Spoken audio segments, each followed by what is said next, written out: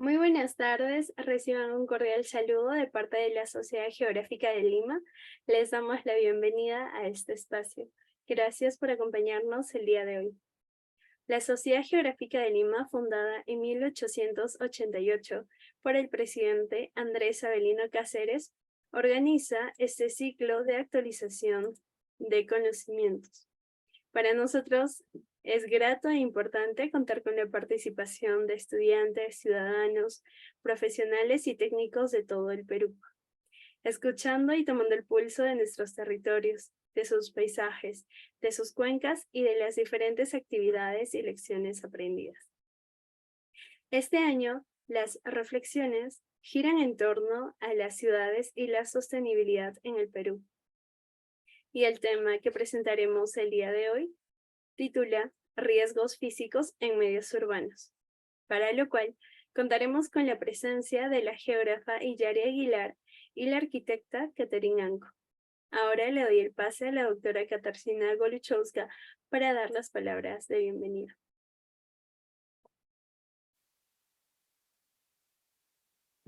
Buenas tardes, estimados oyentes, amigos, geógrafos y arquitecta que nos acompaña. Y quiero agradecer su presencia a todos en este ciclo de conferencias. También quiero agradecer de parte de la profesora María del Carmen Carrasco, la presidenta de la Sociedad Geográfica de Lima, y queremos también agradecer al Instituto Peruano-Norteamericano que auspicia nuestras conferencias.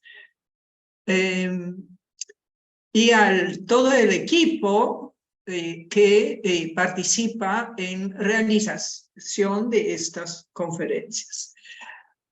Hoy día hablaremos sobre riesgos físicos en las ciudades. Tenemos dos ponentes, la arquitecta Catherine Anco, que nos va a hablar sobre problemas de la ciudad de Arequipa. Es arquitecta que tiene gran interés desde el punto de vista urbanístico sobre este problema, y Hilary Aguilar, geógrafa, que igualmente nos hablará de problemas en la ciudad. Ahora, bueno, el tema es sumamente importante. El tema, Perú es un país lleno de tipo de vulnerabilidades ante riesgos físicos. No voy a mencionar, bueno, tenemos terremotos, tenemos tanto estas posibilidades de algún riesgo desde el interior de la Tierra, como justamente terremotos o volcanes que son activos y de vez en cuando aparecen con sus explosiones y afectan la vida de los alrededores, y no solo, y también de la atmósfera. Y luego tenemos riesgos provenientes de la atmósfera, justamente,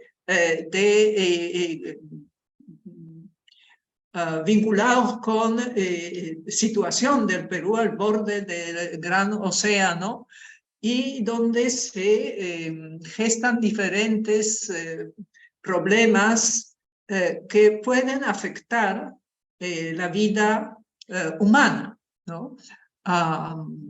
Tenemos el gran tema en esta problemática es el anticiclón sur, ¿no? Que por un lado nos regula el clima de toda la costa, y por otro lado, cuando las fuerzas de atmósfera del océano cambian su posición o su fuerza, podemos también sentir aspectos nuevos, distintos de la normalidad, como son generalmente las lluvias o sequías. Bueno, no voy a extenderme sobre esto, pero creo que este es el tema que las dos conferencistas van a abordar. Muchas gracias por acompañarnos y compartir sus conocimientos. Y ahora vamos a pedir a Betsabe que presenta a la primera conferencista. Muchas gracias. Muchas gracias a la doctora Katarzyna Goluchowska por dar las palabras de bienvenida. Ahora tendremos la presentación de la arquitecta Katerina Anko. Ella es maestra en ciencias con mención en gerencia de la construcción, arquitecta de profesión, graduada con honores, especialista en sistemas de información geográfica, obtentora de reconocimientos en mérito a su aporte al campo de la investigación y autoría de software, marcas, libros, artículos científicos y una patente. Ganadora del premio a Joven Profesional del Congreso de Parques Urbanos Sudamérica 2019. Actualmente se desempeña como CEO de Quantum y City.org. CMO en la Red Internacional de Pensamiento Crítico sobre Globalización y Patrimonio Construido, y da cátedra en pre- y posgrado en la UNSA de Arequipa. Muy buenas tardes, arquitecta Katerina Anko. Bienvenida a este espacio, usted tiene la palabra. Muy buenas tardes, agradecida por la invitación y también por tener el espacio para compartir un poco de las investigaciones que he estado realizando en cuanto a la sostenibilidad del territorio.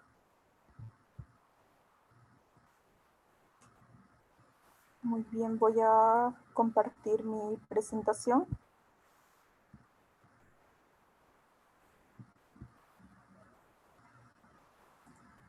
¿Me confirman, por favor, que estén viendo correctamente?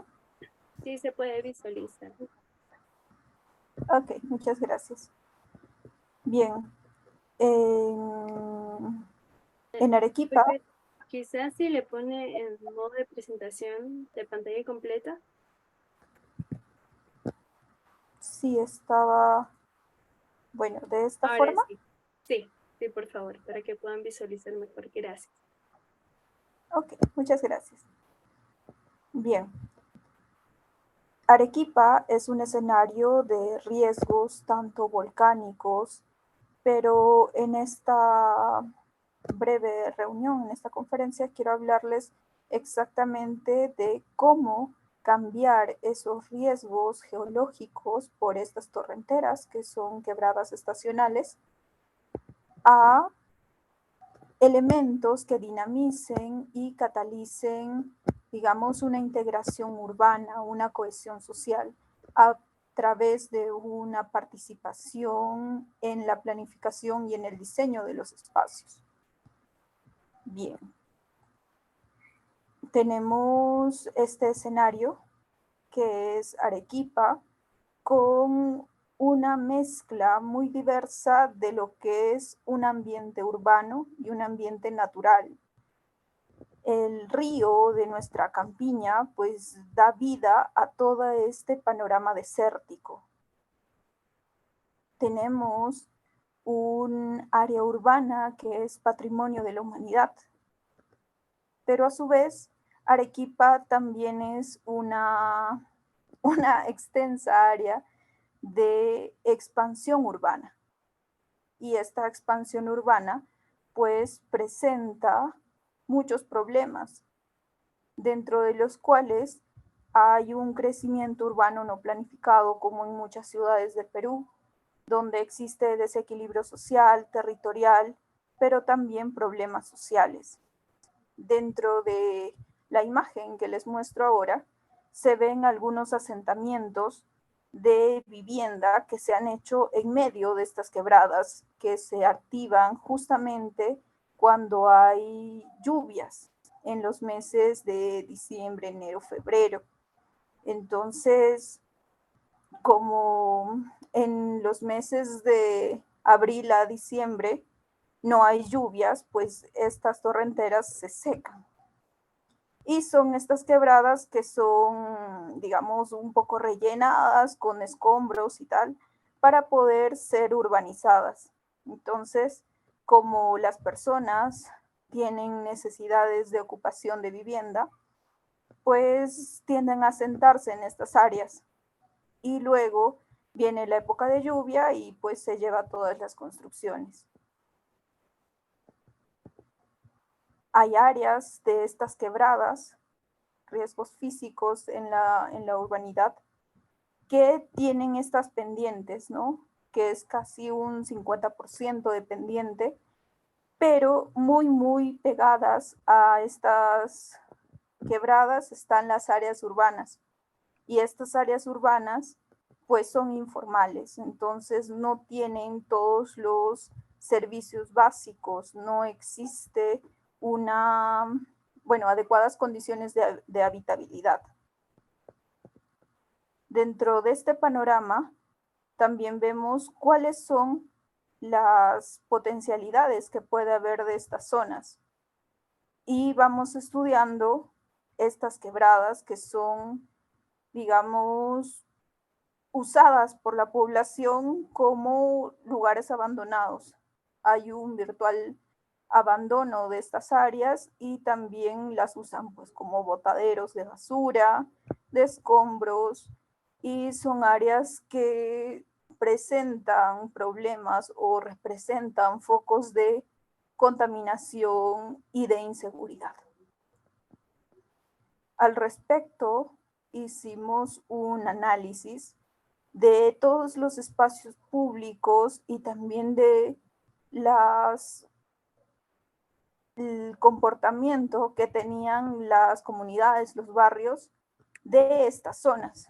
Y hemos obtenido que había una identidad sociocultural pues de nivel medio. Estas áreas son ocupadas más que todo por migrantes que vienen del sur del Perú, y la mayoría iría a un espacio público que cuente con las condiciones necesarias. Pero esta oferta de espacios que tengan las condiciones necesarias, que no tengan riesgos, pues es muy limitada en la ciudad. En cuanto a los espacios o a cuanto a la oferta de espacios que existen, pues tenemos del tipo 1 que vemos en la fotografía superior, que es prácticamente una losa, una cancha deportiva sin nada. Es en estos lugares, digamos, de la periferia más extrema, donde la población pide a las autoridades realizar algunas obras de recreación para la juventud y para prevenir problemas sociales.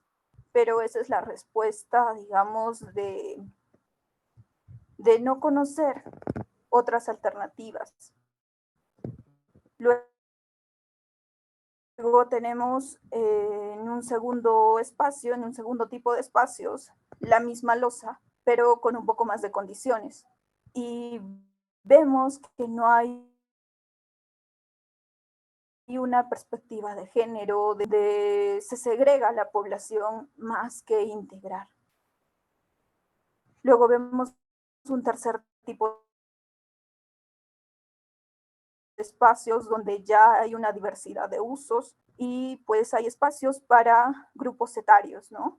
Igual en el cuarto y quinto espacio ya se ve un poco más de tratamiento en los espacios públicos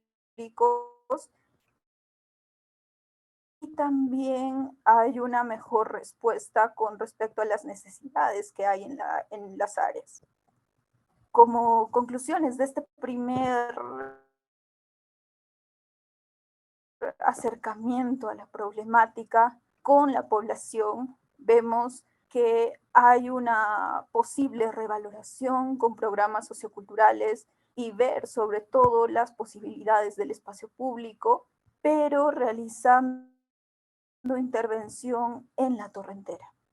Entonces, después de ver la realidad y las posibilidades, nos preguntamos qué ciudad estábamos construyendo, qué ciudad estábamos planificando. Y dentro de esto, en Arequipa tenemos un gestor que es el Instituto Municipal de Planeamiento, en el cual se planteó un plan maestro que tenía este esquema, donde se veían el área urbana, el área agrícola, cómo íbamos a conectar con corredores principales y también dónde se iban a ir formando. Pero dentro de este modelo, nosotros vimos, ¿y dónde está la parte de los riesgos? O sea, ¿dónde se consideró los volcanes, los riesgos geológicos que teníamos propios de la ciudad? Por consiguiente, ¿dónde estaban las torrenteras y qué rol cumplían en este planeamiento que teníamos ya en la ciudad de Arequipa? Por lo tanto, en vista de este vacío, hicimos un diagnóstico integrado participativo para tener también la intervención de la población, de qué es lo que pensaba al respecto de estos espacios. Si es que la población pensaba de repente que eran áreas que se tenían que colocar como en un ducto, ¿sí? Cerrados completamente y que se vuelva vía. Es con, digamos, esas opciones de tener, por un lado, el aprovechamiento de todos los servicios ecosistémicos que nos puede brindar la naturaleza y por el otro lado, una situación muchísimo más práctica e invasiva con el territorio. Entonces hicimos nuestra relación de las variables ambiental, socioeconómica, institucional y físico-espacial, que son los 4 enfoques que manejamos en investigación, para finalmente ver cuál era el problema. Y el problema es una fragmentación física por la misma quebrada, pero también había una fragmentación social de toda la periferia, ya que el cruzar la torrentera simplemente hacía que de un barrio a otro no hayan esas relaciones, esa dinámica urbana que debería existir en una ciudad. Por lo tanto, la desconexión, la desarticulación hacía que la falta de equipamiento y de servicio se agudice un poco más, sobre todo en estas áreas en las cuales se necesitaba incrementar la dotación de servicios y de equipamientos sociales. Entonces fuimos preguntando si la municipalidad provincial estaba planificando el futuro de la ciudad, pero entonces, ¿quién veía por estos espacios? ¿Quiénes eran los actores o cuáles eran las instituciones que debíamos involucrar en la gestión para tornar o cambiar este escenario de las torrenteras de un riesgo a una potencialidad? Entonces hablamos directamente con las autoridades, con las municipalidades. En este caso hicimos convenio con la municipalidad, con 3 municipalidades distritales, para comenzar un diagnóstico en esas áreas un poco más específico. Pero no solamente era ver qué opinaban las autoridades, sino ver también cómo la población dejaba un rol clientelista de decir, sí, este es el problema que me afecta y que lo resuelva otro. Entonces, hicimos un planeamiento participativo para que la población también sintiera la necesidad de cambiar su mismo territorio a través de una construcción social. Entonces, creamos grupos, mesas de trabajo, hicimos talleres participativos y bueno, este es un mapeo de esas ideas, de cómo los conflictos con ideas fuerza iban cambiando y se iban tornando hacia potencialidades.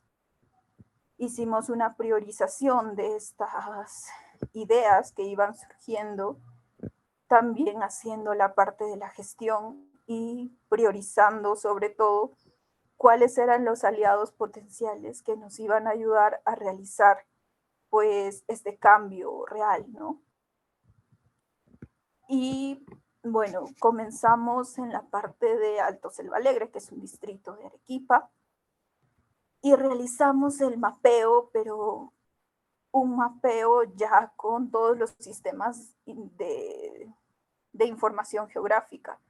Este es un mapeo que hicimos con drones para llegar a realizar un análisis y un mapeo de todos los senderos y sobre todo de todas las áreas informales que no estaban mapeadas en ningún plano de la municipalidad o etcétera, por su carácter de crecimiento informal. Entonces, a partir de estos levantamientos, realizamos diagnóstico por sistemas de expresión de las dinámicas urbanas, donde las áreas rojas representan zonas de alta pendiente y las zonas más verdes, zonas que sí se podía construir o urbanizar. A partir de esto realizamos una simulación de una posible inundación y veíamos áreas inundables al centro que también nos permitían realizar otro tipo de intervención en estas áreas para el disfrute y sobre todo para el aprovechamiento de estos servicios ecosistémicos. Entonces, vimos en el proceso de expansión urbana y en el proceso evolutivo de los barrios, digamos, en un primer momento, vista el área o el enfoque ambiental, cómo solucionábamos la parte de los riesgos y cómo cambiábamos la situación de no construías en la torrentera, no hay que asentarse en la torrentera y tal, porque finalmente si el gobierno no lo hacía, la población misma realizaba esta consolidación urbana de estas áreas.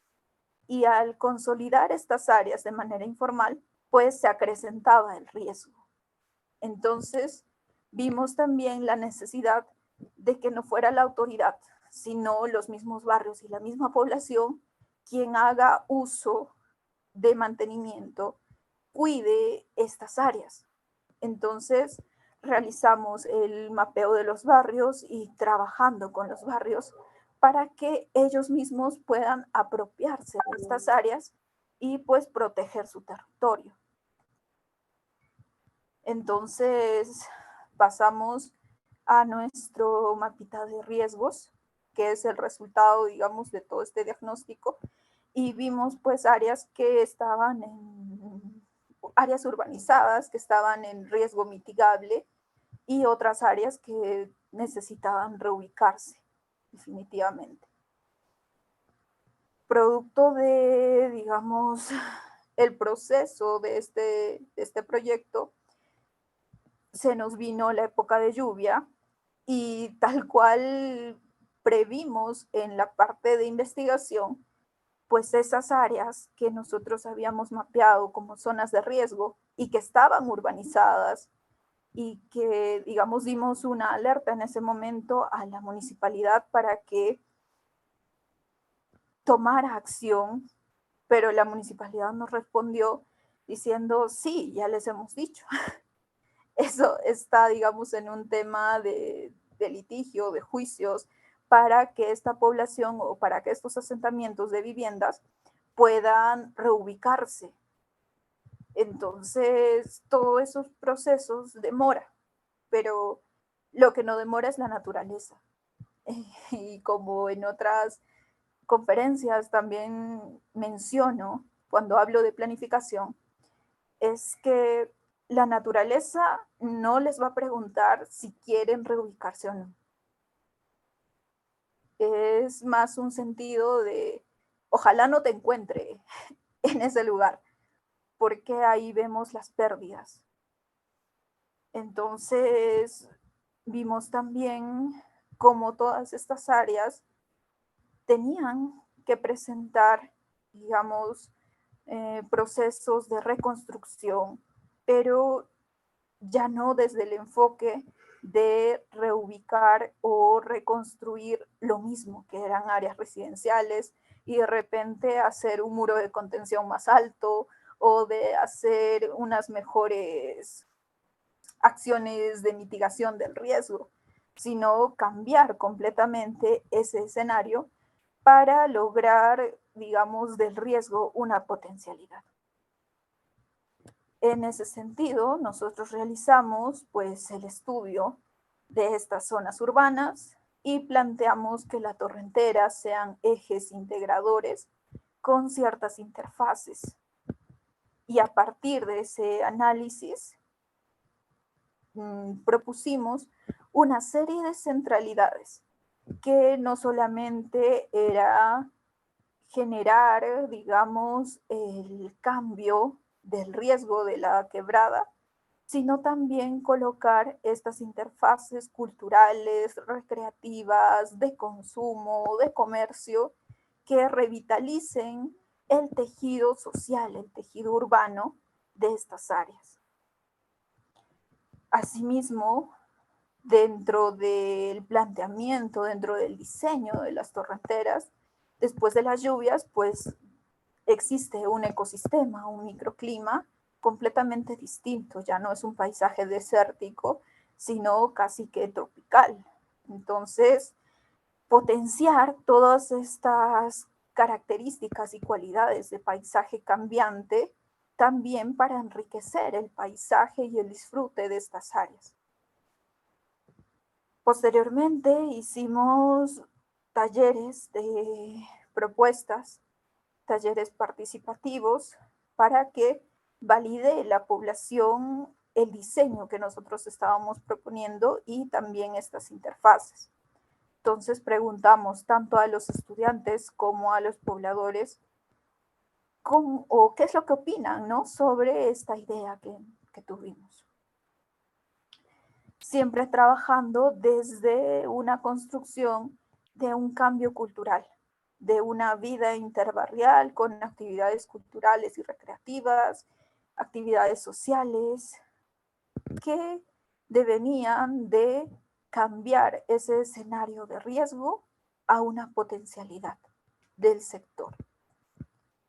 Entonces, el modelo que estaban proponiendo desde la municipalidad provincial, nosotros nos atrevimos a presentar este nuevo modelo donde las torrenteras cumplían un papel fundamental en el desarrollo urbano de estos sectores. Entonces, este es el esquema que nosotros llevamos a la municipalidad como un modelo ambiental de desarrollo urbano. Pasado, digamos, al mapa, cómo estas centralidades cambian todo el planteamiento que se tenía desde la municipalidad. Y, por supuesto, sin olvidar las vías conectoras, tanto el eje residencial que ya estaba propuesto por la misma municipalidad, y a eso le agregamos las vías longitudinales y también los senderos que atravesaban justamente todas las torrenteras. Bueno, de manera peatonal también para poder dar uso y acceso a estas áreas. Acompañando todo este proceso, presentamos un modelo ambiental que no solo integraba las áreas de las torrenteras, sino que también conectaba y articulaba todas las áreas y los espacios verdes que había alrededor. De esta forma generamos un master plan específico de estas áreas y por ejemplo, es un master plan que hicimos en colaboración con la Universidad de la Católica, la PUC de Lima, con integrantes de la Facultad de Ingeniería. Y lo llegamos a presentar a Reconstrucción con Cambios. Bueno, lamentablemente no ganó, pero este es el proceso, ¿no? Que esperamos lograr de cambio en estas áreas. Arriba tenemos todas las viviendas que están casi ya dentro de la quebrada y luego cómo cambiaría con estructuras fijas de uso flexible, es decir, si esto se llega a inundar, pues no representa riesgo para la vivienda. Este es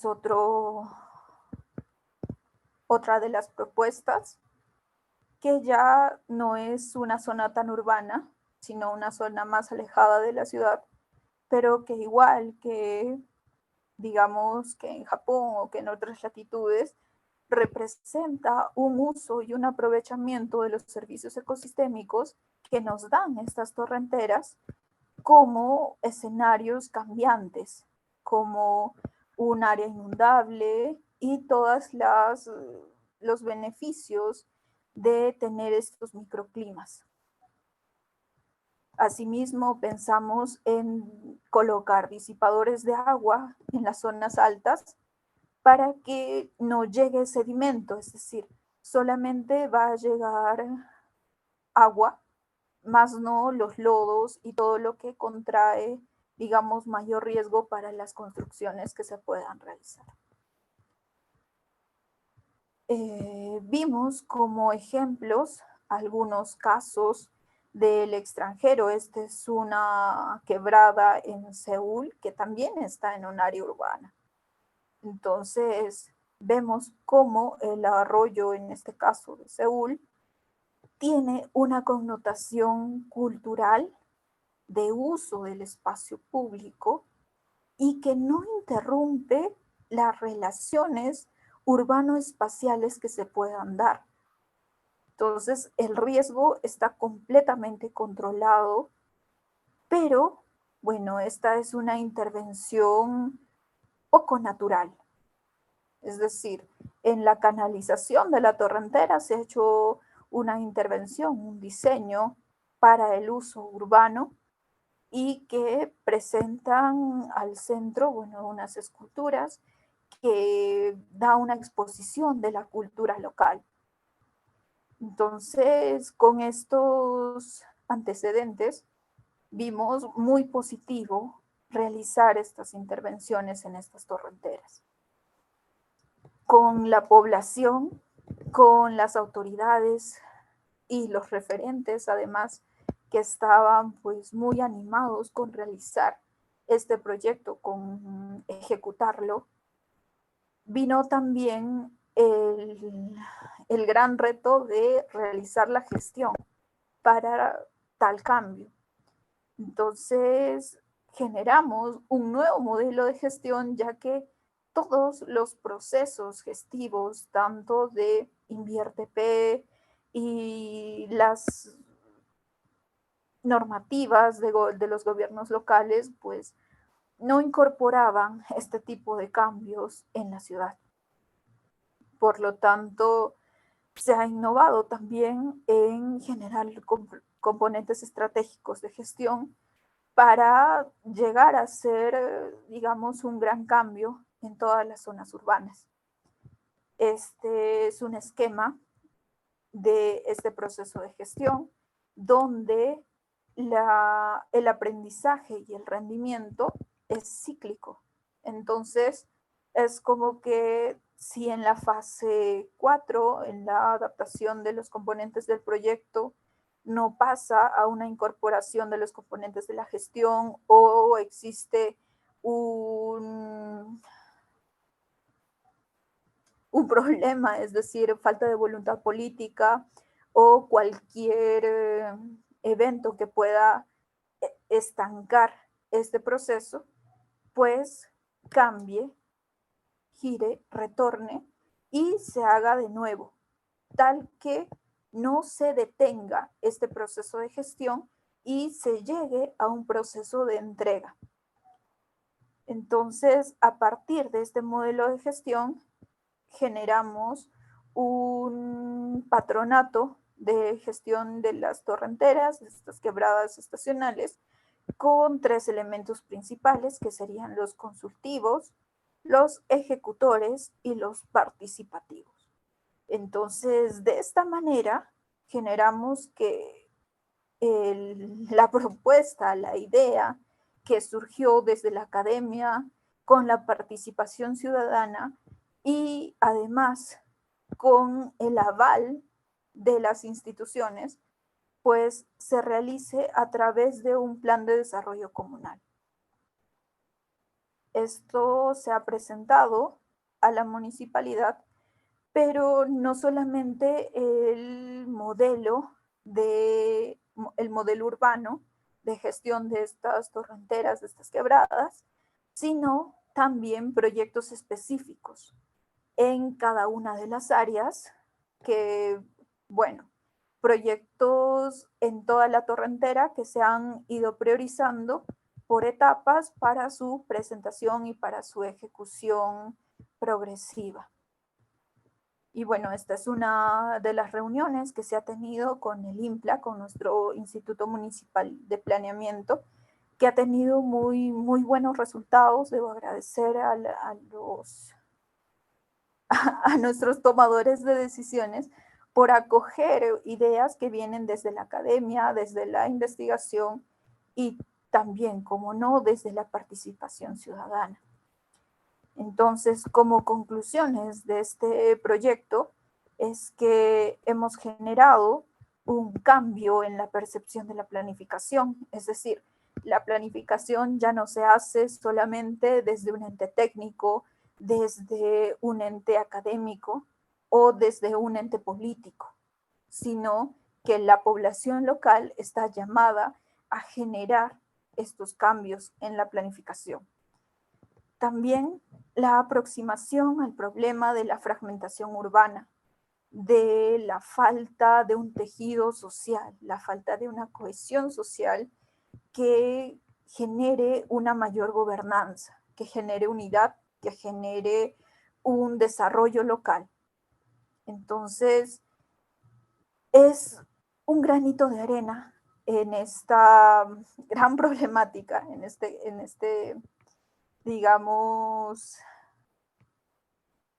imaginario que nosotros estábamos tratando de lograr, pero también involucrar a los políticos y buscar una solución integral para que la periferia de la ciudad pues no quede olvidada como en muchas realidades, ¿no? Como en muchas ciudades de nuestro entorno nacional. De esta forma, las torrenteras, las quebradas, pues ya no se entenderían como un foco infeccioso, como un área olvidada, como un área de riesgo, sino que se entenderían como un espacio vital a nivel ambiental, físico-espacial y también social. Bueno, respecto de este proyecto, debo agradecer a nuestros mentores internacionales como el doctor Turkstra, mentores nacionales como el arquitecto Luis Rodríguez Rivero y Jitka Molnarova, y a nuestros colaboradores que también son parte de la Universidad Nacional de San Agustín de Arequipa. Nilton, Eduardo, Natalie, Oshin, Edwin Ríos, Edwin Guzmán y Américo Martínez, que también han sido gestores de este gran proyecto en ciertas etapas. Producto de este proyecto de investigación, hemos realizado una publicación que es nuestro libro Costuras Urbanas, Centralidades Barriales en la Periferia de Arequipa, que he tenido el gusto de presentarles pues algunas páginas de este libro. Muchísimas gracias por su atención. Muchísimas gracias, directora Caterina Anco. Gracias por su bella presentación. Asimismo, vamos a recordarles a nuestros participantes que pueden hacer sus preguntas en el chat y dejarlas escritas, que después van a ser compartidas al final de la segunda ponencia. A continuación, vamos a pasar a nuestra segunda expositora.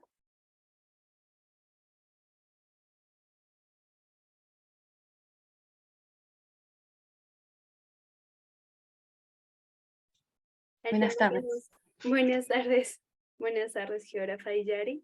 El tema que nos presentará hoy la geógrafa Iyari es gestión de riesgos físicos para la sostenibilidad urbana, tendencia y retos en Perú.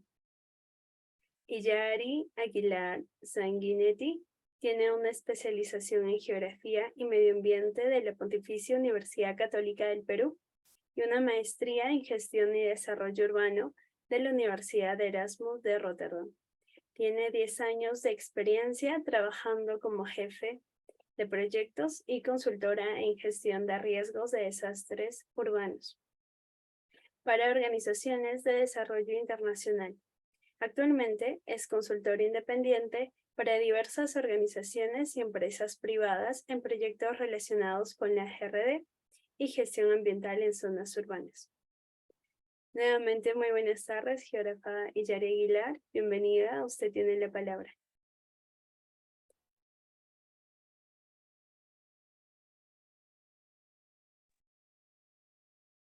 Geógrafa Iyari Aguilar, ¿nos escucha? Sí, acá estoy. Bueno, muy buenas tardes, muchas gracias por la invitación. Como voy a proceder a hacer la presentación para el día de hoy. Un momentito, por favor.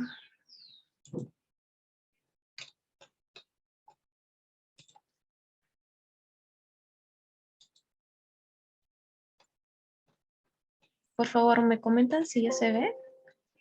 Sí, ya se puede visualizar. Perfecto, ok. Entonces, buenas tardes. El tema que hoy voy a tocar es el de gestión de riesgos físicos para la sostenibilidad urbana, tendencias y retos en el Perú. Entonces, bueno, como ya la profesora Katarzyna Goluchowska mencionó, Perú es un país considerado multipeligro, ¿no? Estamos expuestos a diferentes tipos de peligros, tales como sismos, huaicos, sequías, heladas, inundaciones. El fenómeno del Niño, de hecho, que ahora se está anunciando. Entonces, como podemos ver en este mapa de peligros en el Perú, gran parte de nuestro territorio se encuentra expuesto a diversos peligros y esto, como también se explicó, se debe a la ubicación en la que está nuestro país dentro del continente americano, dentro del océano, de la cuenca del Pacífico. También se debe a las características climáticas y geomorfológicas que tenemos. Entonces esto hace que estemos expuestos a diversos peligros, como mencioné, y a su vez también hace que la población esté expuesta, sea vulnerable ante estos diferentes escenarios de riesgos. Entonces, aquí podemos ver cuáles son estos peligros con mayor, o las emergencias generadas por estos peligros de origen natural, con más incidencia en nuestro país en los últimos casi 20 años. Entre las emergencias más recurrentes se han dado por lluvias intensas, bajas temperaturas, vientos, inundaciones, deslizamientos y huaicos. ¿no? Entonces, esta incidencia en las emergencias definitivamente tiene una correlación también en el número de personas afectadas por dichas emergencias, ¿no? Específicamente afectación en la salud, personas heridas, afectación en la salud que estas personas pueden tener ante estas emergencias. En este gráfico del compendio de INDECI 2022 podemos ver que los peligros que han generado mayor afectación a la población están las bajas temperaturas, inundaciones, huaicos, lluvias intensas, sequías. Sin embargo, ya cuando entramos a ver la población damnificada, es decir, aquella población que tenía una afectación aún mayor y que ha necesitado asistencia para recuperarse de dicha afectación, vemos algunos cambios en la distribución de población afectada respecto al cuadro anterior. Y vemos que el mayor número de población afectada en nuestro país se da por inundaciones y lluvias intensas, ¿no? Eso es lo que resalta. Así que son eventos originados por efectos climáticos, al igual que las sequías. Y también están los huaicos y deslizamientos, que también son detonados, por decirlo, por los temas climáticos. Y sin duda también tenemos el gran número de personas damnificadas por los sismos. Y así como las personas, también vemos que hay un gran número de viviendas destruidas por dichas emergencias. Nuevamente, los que resaltan son inundaciones, lluvias intensas y sismos, ¿no? Entonces, dicho esto, una de las tendencias que se ve en los últimos años es que gran parte de esta afectación a la población damnificada, viviendas destruidas, infraestructura, vías, puentes, etcétera, que se ven afectados en nuestro país ante estas diversas emergencias y desastres que se dan en nuestro país, muchas de ellas se concentran en las ciudades o en las zonas urbanas, ¿no? Y esto se da pues también por la concentración de población que las zonas urbanas tienen. Entonces, la pregunta es, ¿por qué se está dando esta tendencia de que cada vez hay una mayor afectación de la población, de su infraestructura, de sus viviendas? Y pues no es novedad que nosotros, el escenario que tenemos en nuestro país es que se da un crecimiento de la ciudad sin planificación ni control. Y por ende la ocupación de la población se da en las zonas inseguras, ¿no? En las zonas en donde la población está más expuesta a los diferentes peligros, ¿no? Ahora, ¿por qué se ha dado este crecimiento de las ciudades sin planificación y sin control? Pues para empezar tenemos que en los últimos, desde 80 años aproximadamente, se ha dado una rápida urbanización en nuestro país, ¿no? De 1940, 30% de la población era urbana y en el 2017 el 78% era población urbana. Entonces esta explosión en el crecimiento de las zonas urbanas ha sido un factor determinante para este crecimiento de las ciudades. Ahora, esa rápida urbanización se dio impulsada por la migración campo-ciudad y la exclusión social y económica que se vivía en el campo. Por tanto, la población decide ir a las ciudades en búsqueda de mejores oportunidades. Al mismo tiempo, la rápida urbanización ha sido disparada por el incremento acelerado de la población, ¿no? El número de población en las ciudades se multiplicó por 3 en los últimos años en nuestro país.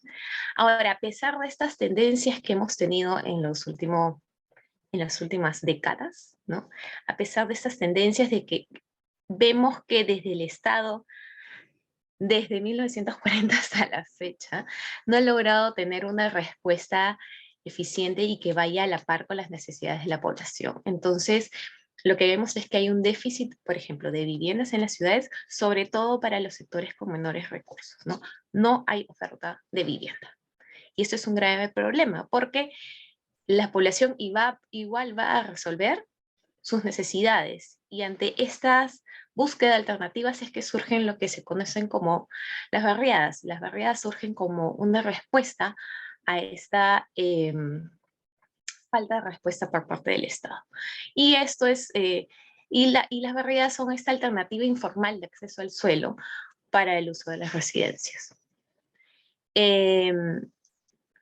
Además de esa inacción o una inacción tardía para satisfacer el déficit de vivienda, también vemos que a pesar de que se han hecho grandes intentos para generar la planificación del territorio y la planificación urbana, pues estos intentos desde el Estado han tenido un bajo impacto, a pesar de que tenemos normas y lineamientos sobre cómo se tiene que planificar, cómo se tiene que controlar el uso, cómo se tiene que gestionar la ciudad, pues vamos por detrás, ¿no? Entonces hay un limitado control del cumplimiento de todas las normas, y por tanto seguimos teniendo una producción y una ocupación ineficiente e insostenible del suelo.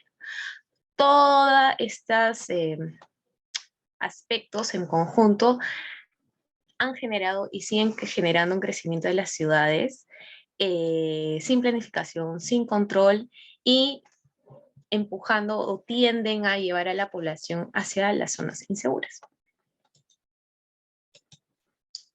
Ahora, voy a hacer algunos paralelos con la ciudad de Lima, que es el área urbana en la que más he trabajado, he tenido la oportunidad de conocer, y pues lo que justamente les contaba anteriormente,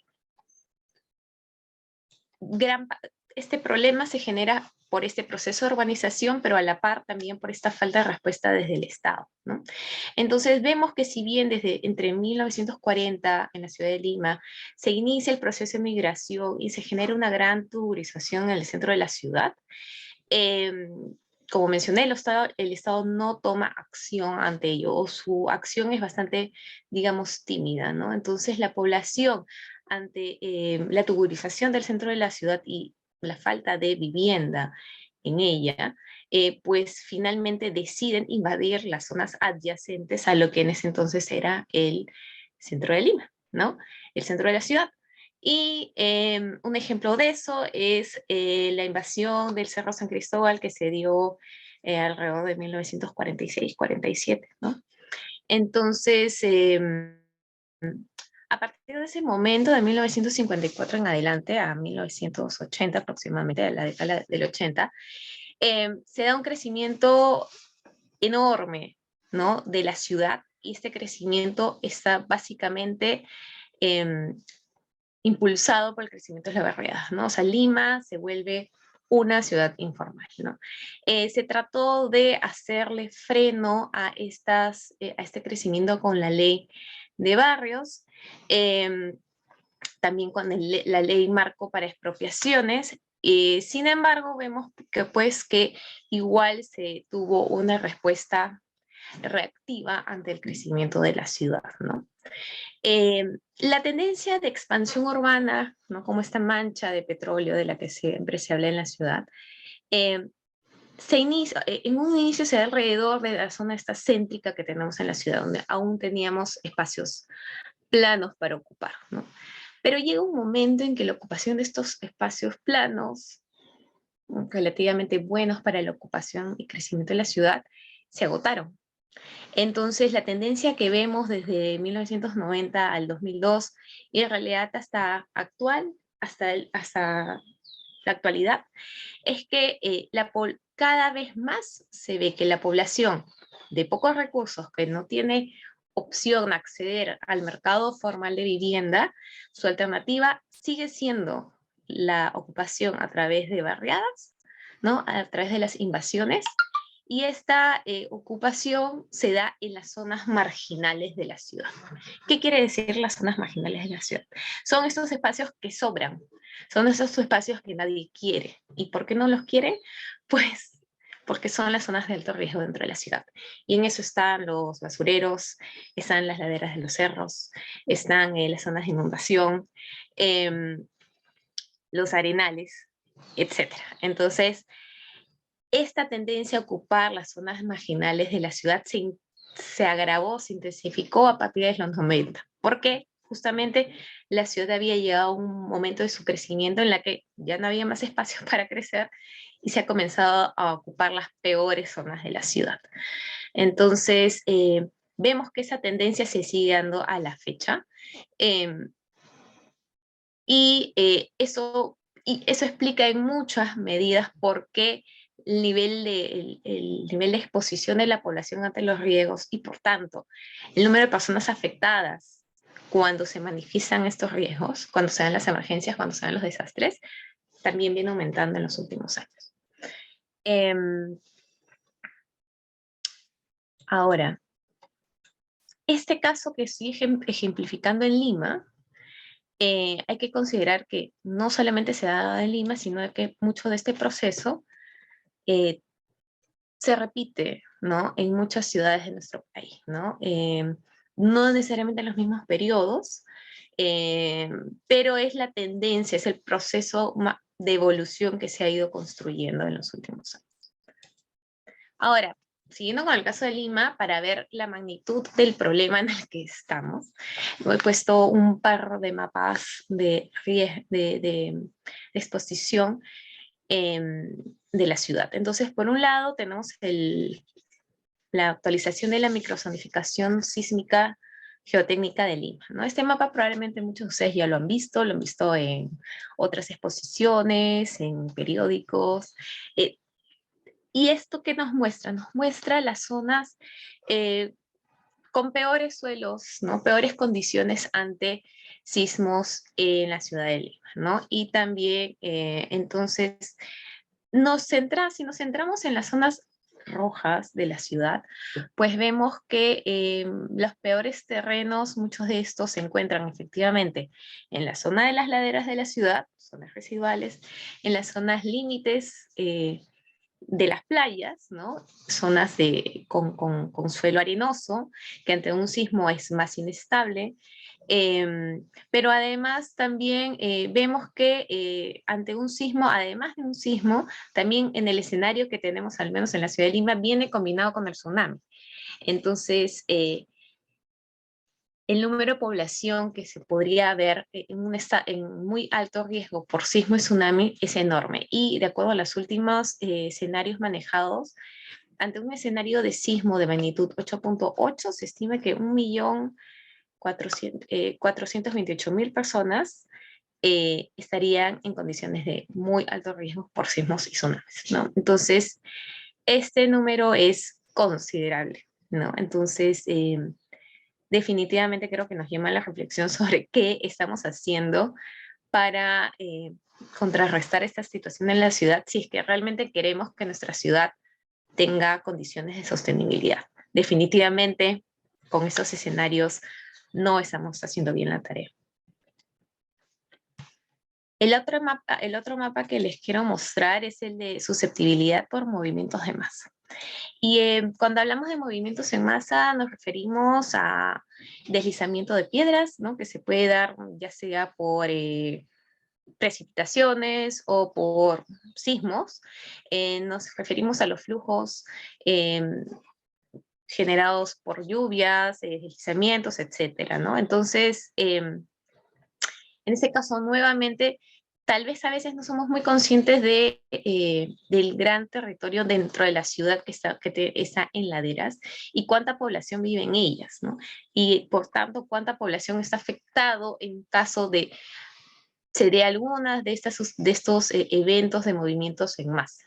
Entonces se puede ver que aproximadamente el 20% de la población de la ciudad de Lima vive en laderas y potencialmente se puede ver afectado si es que tenemos precipitaciones inusuales, si tenemos sismos. Y entonces eso también nos debería hacer reflexionar sobre no solamente el hecho de ocupar o no ocupar estas zonas, pero también cómo venimos ocupando estas zonas en laderas, ¿no? ¿Qué estamos haciendo como ciudad para reducir los riesgos en estas zonas? Ahora, toda esta información o toda esta reflexión es importante porque, como ya mencioné, el crecimiento de las ciudades ha sido muy acelerado en nuestro país. Como dice esta cifra, en los últimos 50 años la población urbana se ha multiplicado por 4, lo cual ha añadido casi 20 millones de personas a las ciudades. Entonces, es un tema importante. es un tema del que tenemos que hablar, debería ser un tema de agenda que deberíamos estar escuchando constantemente en las noticias. Nosotros como ciudadanos nos deberíamos de involucrar, nos deberíamos indignar cuando las autoridades no hacen nada al respecto, porque no es poca cosa y tal vez no lo sentimos como estos problemas públicos cotidianos, pero sí que cuando vienen eventos, emergencias, pues nos preocupamos un poco, pero creo que incluso no llegamos a dimensionar el problema, ¿no? Ahora se habla un poco más de la exposición en la que estamos ante lluvias, ya que se está anunciando un fenómeno del Niño para fin de año, pero, y hemos tenido un invierno caliente, etcétera. Entonces, ¿qué tanto de esto es, digamos, qué tanto estamos considerando estos escenarios dentro del desarrollo de nuestras ciudades, en nuestra vida cotidiana? Y si a eso le queremos añadir algo más, ante un escenario de cambio climático, hay que considerar que estos eventos climáticos van a ser, se estima que van a ser más constantes y más intensos. Entonces, con más razón, deberíamos estar preocupados sobre qué venimos haciendo ante estos escenarios en las ciudades. Ahora, esto es un repaso sobre 2 puntos en los que trabajo más. No pretende agotar todas las tendencias que se viene dando respecto a la gestión de los riesgos en las ciudades, pero son aspectos en los que trabajo más y los que me parecen más interesantes tal vez recalcar el día de hoy. Entonces, básicamente me he centrado en 2 temas. Por un lado es la gestión de la ciudad y por otro lado es el tema de la vivienda, que finalmente son 2 temas sumamente importantes y definitivos en la gestión de los riesgos, ¿no? Entonces, algo que podemos ver actualmente es esta debilidad de los sistemas de planificación y gestión urbana, ¿no? Hasta ahora, a pesar de que tenemos instrumentos, a pesar de que tenemos planes de desarrollo urbano, o deberíamos de tenerlo, existe el instrumento, a pesar de que existen planes de gestión de riesgos de desastres, de prevención y reducción de riesgos, las ciudades siguen teniendo una acción reactiva, ¿no? No estamos planificando hacia el futuro, nosotros vamos detrás del crecimiento de la ciudad, ¿no? No, las autoridades no están guiando o no están ayudando a trabajar de forma articulada con el resto de actores dentro de la ciudad para impulsar este crecimiento o guiar este crecimiento, ¿no? Las autoridades siguen llegando rezagadas a la planificación, a la gestión de la ciudad.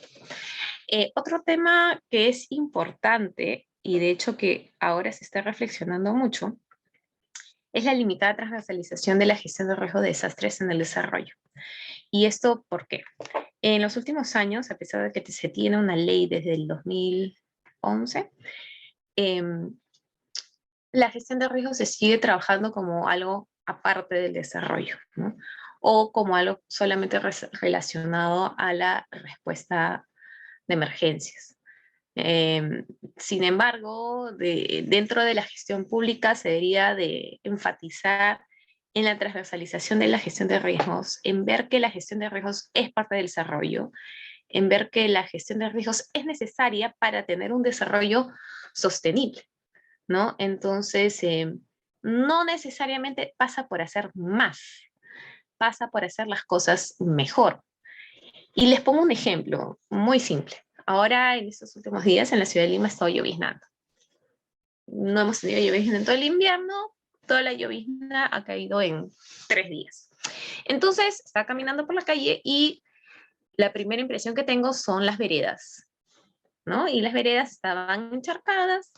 2 cosas muy sencillas. La inclinación de las veredas estaba hacia las casas, ¿no? Entonces el agua tendía a entrar hacia las casas. Y las veredas están con cemento pulido. Entonces el agua no absorbe y se encharca y además es peligroso porque cualquiera puede pasar, se resbala, se rompe un hueso, etc. Entonces, cuando yo digo que la gestión de riesgos tiene que ser transversal para lograr el desarrollo sostenible, doy este ejemplo tal vez un poco simple para demostrarles que en realidad la gestión de riesgos es hacer bien las acciones de desarrollo. Algo como poner la inclinación de la vereda hacia la pista para que drene hacia la pista y no hacia las casas. Y tener el cemento pulido o cualquier otro material que contribuya en la absorción del agua en vez de encharcarla, debería ser una pequeña contribución desde la construcción de las veredas al desarrollo sostenible en nuestra ciudad. Y ahora, doy este ejemplo de algo tan chiquito, pero eso podríamos llevarlo exponencialmente a obras de mayor magnitud, ¿no? O sea, desde la construcción de las pistas, puentes, pensar en que si hago una pista, tengo, tal vez dependiendo de la ciudad, tiene que tener sistema de alcantarillado. Desde esas cosas tan pequeñas de las que se encargan las ciudades, deberíamos estar pensando en cómo se van gestionando los riesgos. Sobre todo si es que, como dije, tenemos que pensar en situaciones de riesgo que tal vez actualmente no son tan comunes, pero que hay situaciones climáticas, sobre todo, que se van a intensificar al futuro. ¿Qué pasó? Otro aspecto importante es el insuficiente manejo de información sobre peligros de origen natural y tendencias, los escenarios futuros. Y con esto yo les acabo de mostrar los mapas de peligros en la ciudad de Lima, pero en general en las ciudades hay mucha limitación en tener esta información para que las autoridades puedan tomar acción, puedan planificar la ciudad, puedan elaborar los planes, puedan elaborar proyectos, etcétera, ¿no? Priorizar inversión. No tenemos suficiente información, no solamente tenemos por un lado las entidades científicas que vienen trabajando en el tema, pero también este trabajo se debe complementar con el trabajo desde los gobiernos locales, desde las municipalidades distritales, provinciales y gobiernos regionales. Pero esto nos está dando, ¿no? Lamentablemente el personal en las oficinas de gestión de riesgos no necesariamente tienen la capacidad para generar estos informes, estos estudios a una escala que sea de utilidad para sus territorios, y menos aún se están pensando en tendencias en escenarios futuros. Y nuevamente un ejemplo, ¿no? Estaba viendo en su momento, cuando están en el proceso de actualización del Plan de Desarrollo Urbano de Lima Metropolitana. Y veo que hacia la zona sur se está pensando en extender vías y una de ellas va paralela a la playa por el sur, ¿no? Entonces, bueno, está perfecto, pero yo revisando la información, pues en ningún momento se hace, por ejemplo, mención a una tendencia futura como el incremento del nivel del mar ante el cambio climático. Nadie está hablando de eso acá, o se está hablando muy poco. Entonces, tener en cuenta esos aspectos es importante, o la intensificación de los peligros de origen climático, ¿no? Tanto incremento de precipitaciones como sequías. Aún estamos hablando de eso, ¿no? Entonces, y no solamente no estamos hablando, no se habla de forma suficiente, ¿no? A nivel de los tomadores de decisión, sino es que no necesariamente tenemos la suficiente información como para que los gestores planifiquen, ¿no? Aún vemos, a pesar de, por ejemplo, hemos tenido en el 2017 el último fenómeno del Niño, y a pesar de eso, aún tenemos una reducida ejecución de infraestructura para la reducción de riesgos, ¿no? Un ejemplo es infraestructura para la estabilización de laderas, defensas ribereñas, tratamiento de quebradas. Aún nos cuesta como ciudades priorizar estas obras, ¿no? Y nuevamente, no verlas como un gasto, sino como una inversión en la gestión del desarrollo de nuestras ciudades, ¿no? Como dicen, si nosotros invertimos actualmente en el desarrollo, pues definitivamente estaremos ahorrándonos una inversión en la respuesta de emergencias. Y a eso me gustaría sumarle que no solamente hay una reducida ejecución de infraestructura para la reducción de riesgos, sino es que además la poca que se logra construir se planifica de forma desarticulada. Entonces, sin una visión de territorio, sin una visión de conjunto, ¿no? Y creo que un ejemplo de eso se puede ver, por ejemplo, a nivel de las cuencas, ¿no? Y voy ahora a un caso en el norte del país, en Piura. eh, con la reconstrucción de Cambios se hicieron obras, algunas obras de contención del río Piura en ciertas partes del tramo, pero nunca se tuvo una visión de toda la cuenca en general. Han demorado muchos años para aprobar todo el programa de tratamiento, de manejo del río Piura, y creo que recientemente lo tienen aprobado, pero después de ¿cuántos años? 6 años, 5 años, ¿no? Porque de hecho, y este proyecto salió a pedido de la población y reclamo de la población, porque originalmente la reconstrucción con Cambios lo que había hecho fue hacer un parchado de las defensas ribereñas actuales, pero no habían pensado en una visión en conjunto del tratamiento de la cuenca del río Piura. Entonces, no solamente es cuestión de invertir, no solamente es cuestión que invertimos poco, sino que lo poco que se invierte no tiene una visión de territorio ni de conjunto. Y bueno, por último, estos 2 puntos, que es la limitada aplicación de las normas constructivas. Está de más decir que nuestra ciudad es construida por maestros de obras, sin seguimiento del Reglamento Nacional de Edificaciones. Incluso las construcciones formales muchas veces tampoco no cumplen del todo estas normativas. El control, ¿no? Es un problema de control muy grave que tenemos en nuestra ciudad, y también de conciencia, ¿no? De la importancia de estas normas. Y una débil gestión del presupuesto. Y cuando hablo de una débil gestión del presupuesto, no solamente me refiero a la baja ejecución, que es lo que siempre escuchamos. Es verdad, las municipalidades, a pesar de que siempre dicen que no tienen presupuesto, además no ejecutan el presupuesto que tienen. Ese es uno. Pero lo segundo que sí me parece importante mencionar ahora es que son los distritos, las municipalidades distritales, junto con el gobierno nacional, los 2 niveles de gobierno, que tienen más herramientas para recaudar dinero y generar ingresos al Estado. A pesar de eso, el gobierno nacional recaba 95% del presupuesto y las municipalidades distritales solo el 5%.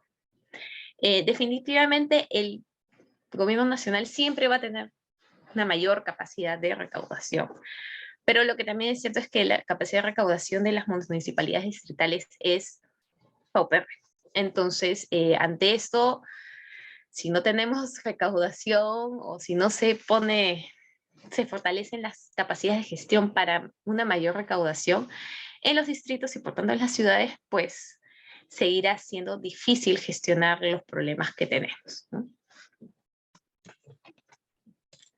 Ahora el otro tema, aparte de gestión de la ciudad, que me gustaría tratar es el de dotación de vivienda. Como les mencioné anteriormente, una de las razones por las cuales tenemos este desborde popular, este desborde del crecimiento de las ciudades, no fue solamente la rápida urbanización, el crecimiento de la población, sino también el lento actuar desde el Estado, pero también creo que no solo lento, sino desenfocado, ¿no? O sea, gran parte del problema por el cual se generan condiciones de riesgo, por las cuales la población sigue ocupando zonas expuestas a diferentes peligros, es por la situación de déficit de vivienda. Y ese déficit de la vivienda se mantiene. Y acá no doy algunas cifras solamente en la ciudad de Lima. Entonces, vemos que en el fondo Mi Vivienda del 2004 al 2014 se beneficiaron 15.300 viviendas. Después, pero a la par vemos que el número de nuevos hogares de bajos recursos que han surgido en esa época ha sido de 105.000, ¿no? Por tanto, se tiene pues un déficit de vivienda de 89.700 viviendas. Eso es de 2004 a 2014. Entonces, lógicamente, si el fondo Mi Vivienda, que es el fondo llamado a generar vivienda social en el país, no no va a la par del crecimiento de las necesidades, pues, como les dije, la población va a satisfacer sus necesidades de igual forma. Y por eso vemos que continúan creciendo las barriadas en las periferias de la ciudad o las áreas marginales, lo que estábamos hablando al inicio. Y finalmente, esta demanda por vivienda, esta demanda por espacio residencial, va a ser satisfecho, si no es satisfecho, desde el Fondo Mi Vivienda, ¿no? Que viene desde el Estado, o desde el mercado formal, pues esta necesidad va a ser satisfecha por el mercado informal. Porque vale decir que el crecimiento de la ciudad, las nuevas barriadas que se crean, ya no son las invasiones del inicio, ¿no? Del proceso de crecimiento y de expansión de la ciudad. Ahora este crecimiento se da por el mercado informal, son personas, ¿no?, que invaden y después comercializan con esos terrenos, ¿no? Y esto se da en realidad porque desde el Estado mantenemos políticas que incentivan esta dinámica, ¿no? Incentivan la dinámica de la informalidad en la ocupación del suelo para vivienda y la especulación. Y este incentivo se da por el programa de formalización, ¿no?, conocido como COFOPRE. Entonces, ¿cómo voy con el tiempo? Supongo que bien. No, me parece que ya estoy llegando al final. Entonces, hay que dejar de ver la dotación de la vivienda como la formalización de la propiedad, ¿no?, del suelo. Porque si lo seguimos viendo así, pues definitivamente nunca vamos a lograr satisfacer la demanda de vivienda en la ciudad. Hay que dejar desde el Estado, replantearse cómo solucionar el déficit de vivienda y incrementar el mercado, la oferta, incrementar la oferta de vivienda y dejar de centrarnos en programas como COFOPRI, ampliar el fondo de Mi Vivienda, dejar de pensar en la vivienda unifamiliar, ¿no? Porque no solamente estamos distorsionando el objetivo de la ciudad, que finalmente es concentrar, sino es que además seguimos generando condiciones de riesgo. O sea, es contradictorio que por un lado el Estado esté invirtiendo en la reducción de riesgos, pero por otro lado lo sigue incentivando, ¿no? Claramente no con la intención, pero finalmente ese es el resultado.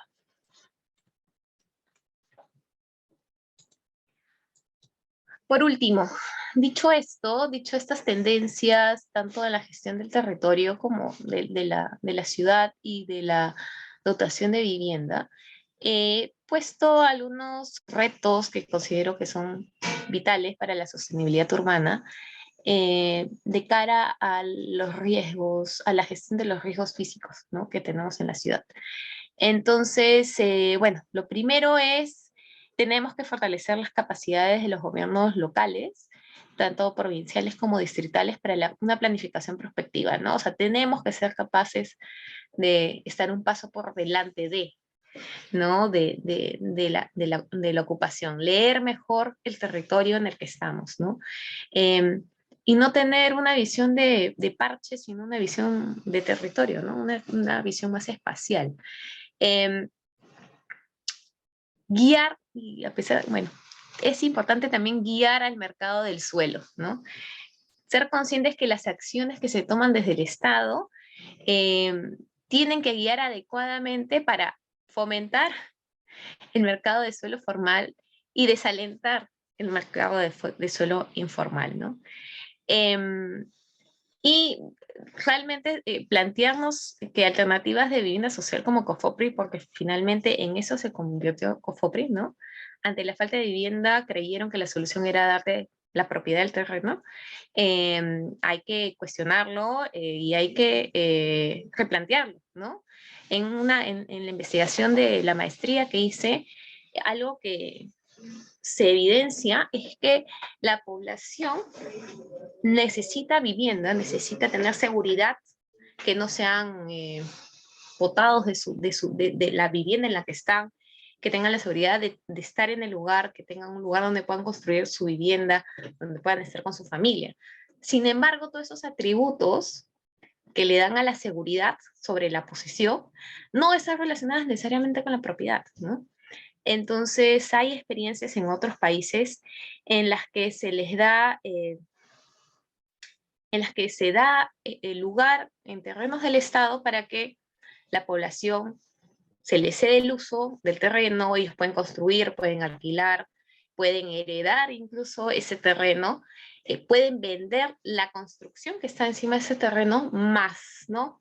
Pueden vender el terreno, no se le da la propiedad sobre el terreno. Y eso ayudaría mucho a controlar esta distorsión al costo del terreno y por tanto eso distorsiona la ocupación del suelo también. El monitoreo del cumplimiento de las normas y medidas tanto de planificación como de gestión de riesgos. Tenemos un número infinito de normas y de planes con los que se deben cumplir, sin embargo, nadie los cumple. Recientemente, la Contraloría está haciendo hincapié para que se cumplan desde la gestión de riesgos con los planes que se exigen en las leyes, después de más de 10 años. Y pues el número de municipalidades que no han cumplido con estos planes es enorme. Y si nos vamos al tema de desarrollo urbano, pues es peor. O sea, no vale decir nuestra ciudad, que tiene un tercio de la población, Lima, recién el año pasado ha tenido su plan de desarrollo urbano. Entonces, eso es algo que no debería de suceder, ¿no? Deberíamos de tener planes y además no solo monitorear que tengamos los planes, sino que estos se ejecuten, ¿no? La actualización, otro reto es la actualización de los escenarios de riesgos. No solamente lograr generar información de los riesgos actuales, que es algo que les comenté que faltaba, sino también considerando el cambio climático, ¿no? El cambio de esta tendencia en los patrones del clima que se van a ver en los próximos años, pero también pensando en las tendencias de expansión urbana, ¿no? Y esto es importante a nivel nacional.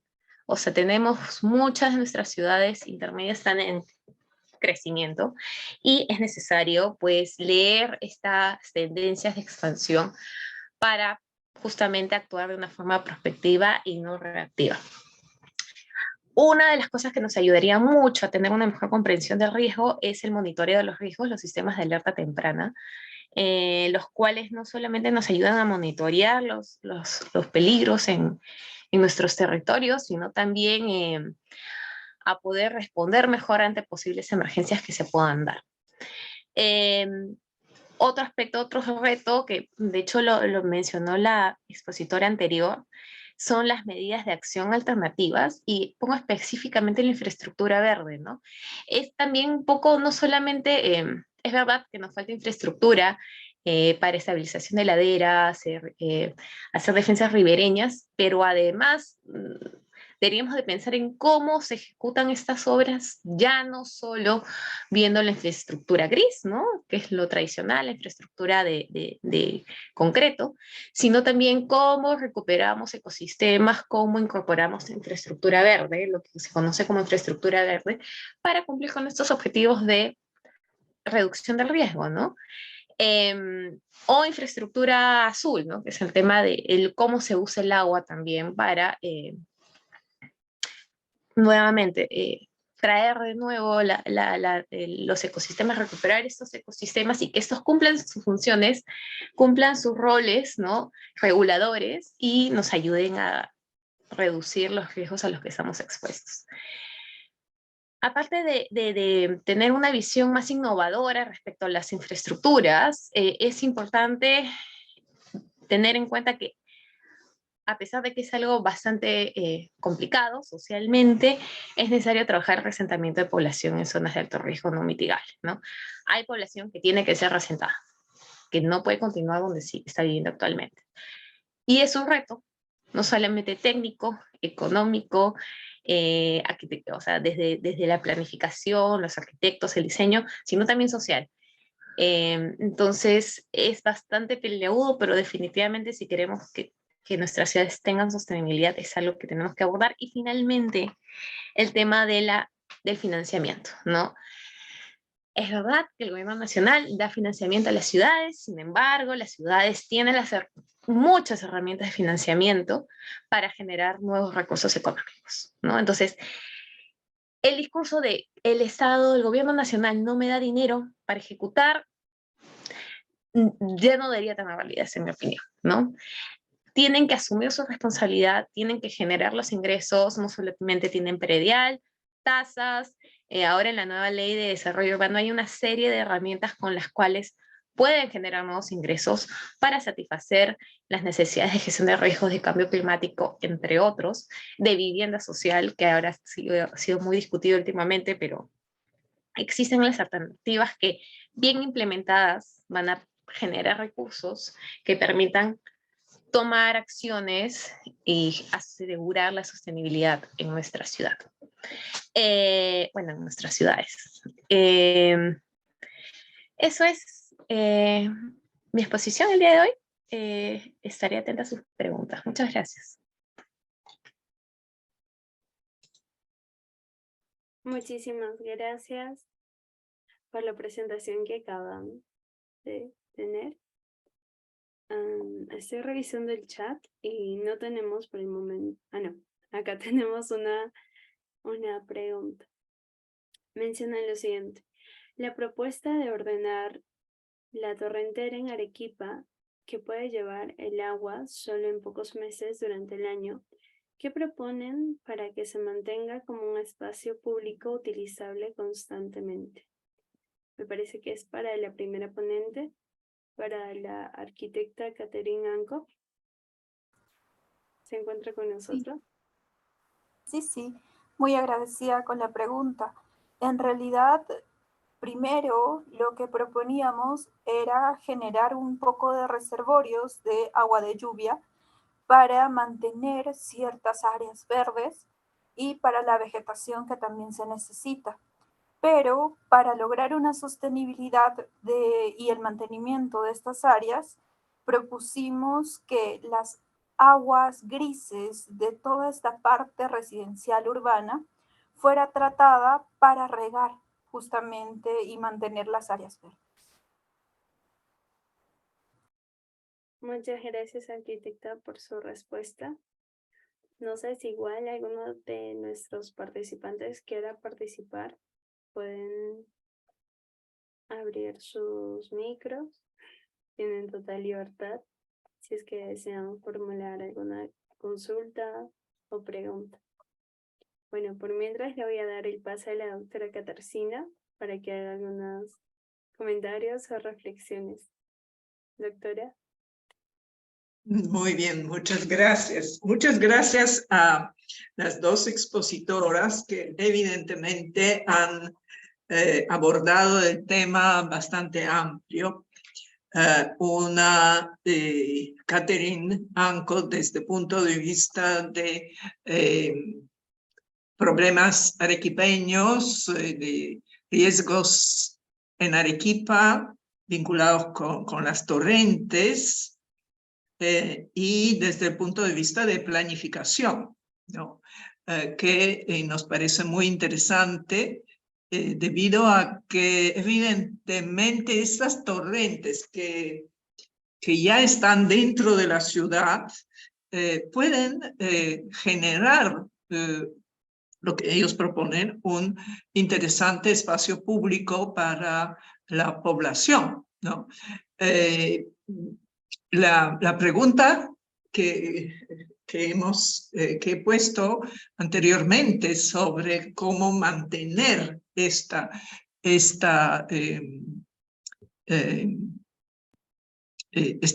torrente continuamente, usted, señorita arquitecta Catherine, nos dice que le gustaría manejar aguas usadas, digamos, tratarlos y luego ponerlos dentro del cauce, ¿no? Para que fluya continuamente y así mantener la vegetación, ¿no? Entonces, es una propuesta, pero tendríamos que, no sé si han hecho cálculos de, de cuántos reservorios podrían hacer debido a ocupación de estos territorios por la población, ¿no? Porque se necesita más, bueno, se puede calcular esto porque se sabe más o menos qué cantidad de agua usa la gente y cuál es cantidad de agua que luego podría ser tratada, ¿no? Ahora, si estas zonas vecinas al torrente tienen ya sistema de agua y desagüe, esto es otro asunto y que de repente va en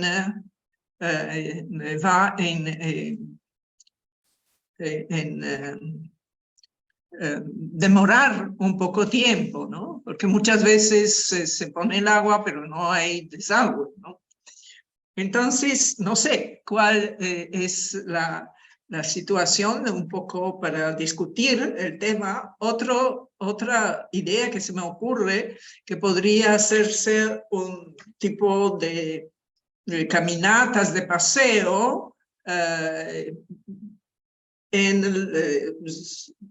al borde de la torrente, del cauce, para que pueda ser utilizado justamente todo el tiempo y de esta manera educar un poco a la población de no botar basura, de utilizarlos para ocio. No sé qué le parece, arquitecta. Muchas gracias por la pregunta, doctora.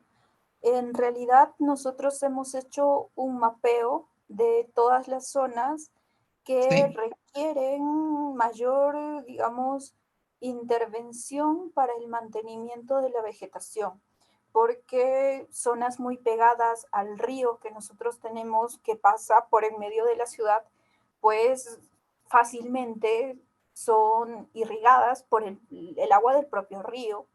Entonces, a partir de los afluentes que tenemos de nuestros volcanes y nevados que están cerrando prácticamente la ciudad en un valle, hay acequias que son canales prehispánicos que llevan agua desde lo alto hacia las zonas agrícolas.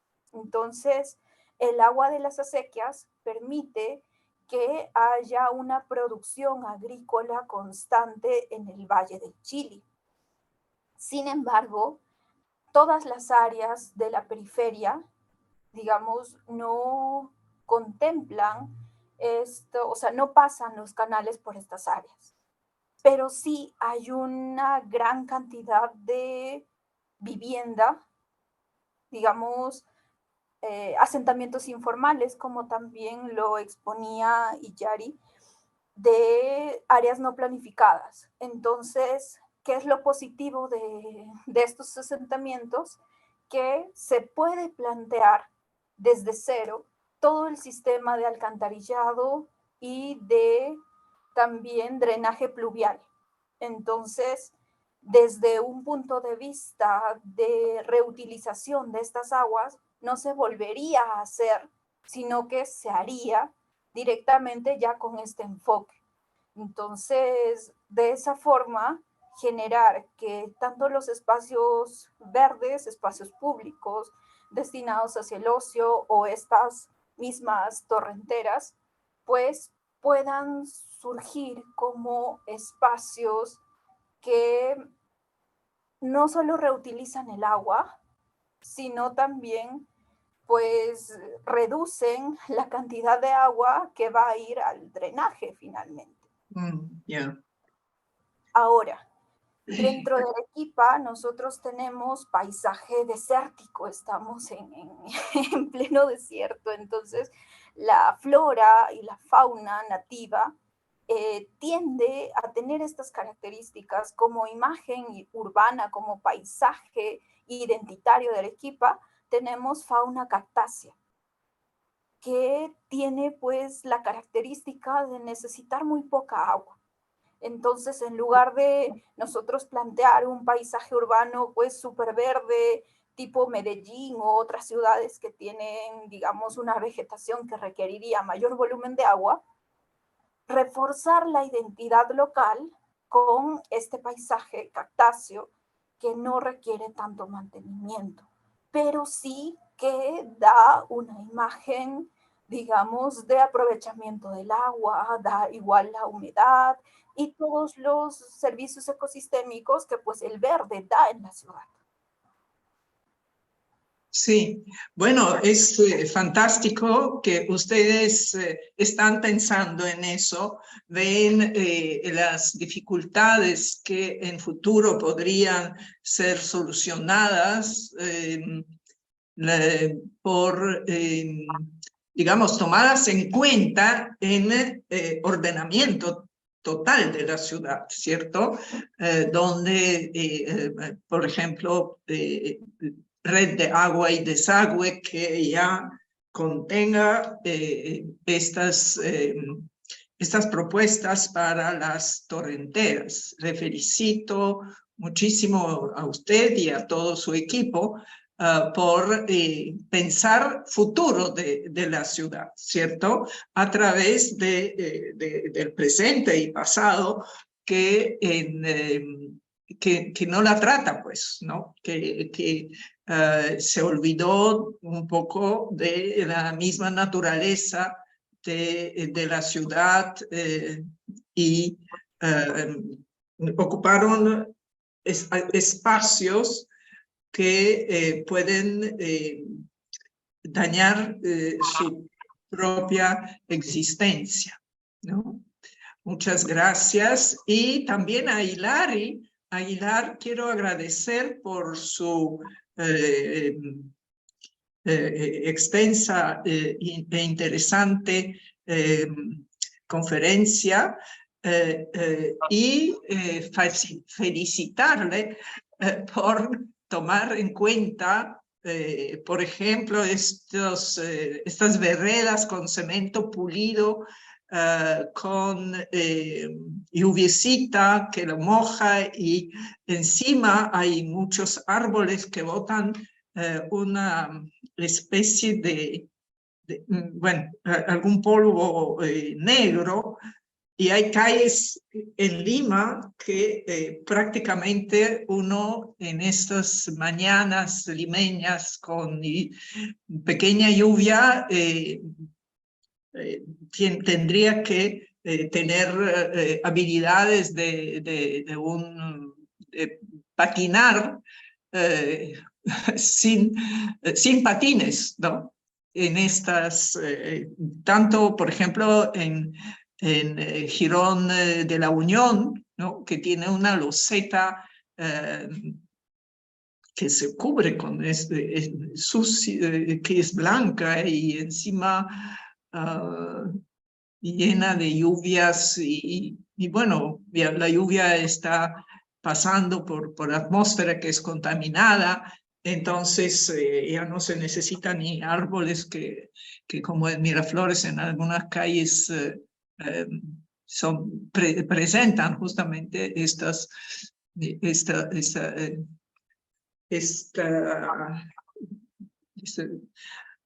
sustancia negra que hace que realmente son intransitables, ¿no?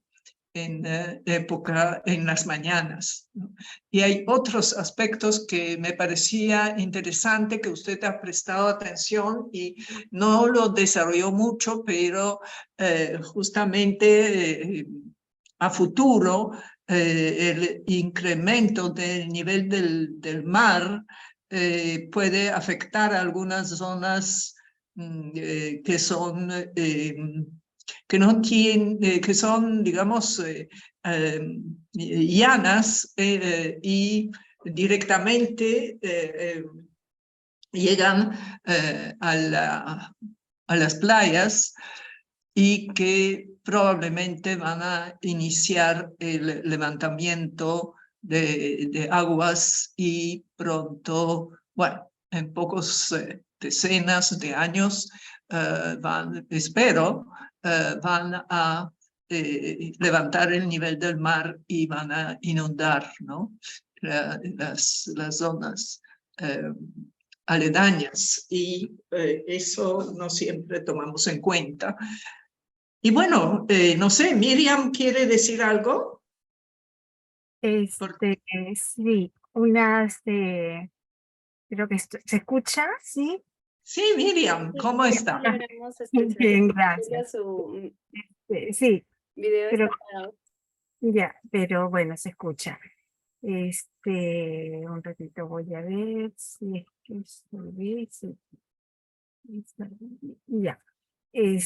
Bueno, quiero agradecer a ambas expositoras por siempre lo que es amenazas, prevención, bueno, riesgos, prevención de desastres es un tema apasionante. Gracias, Sillari, por ponernos partir de un contexto general e ir introduciendo los diferentes casos, diferentes problemas, propuestas.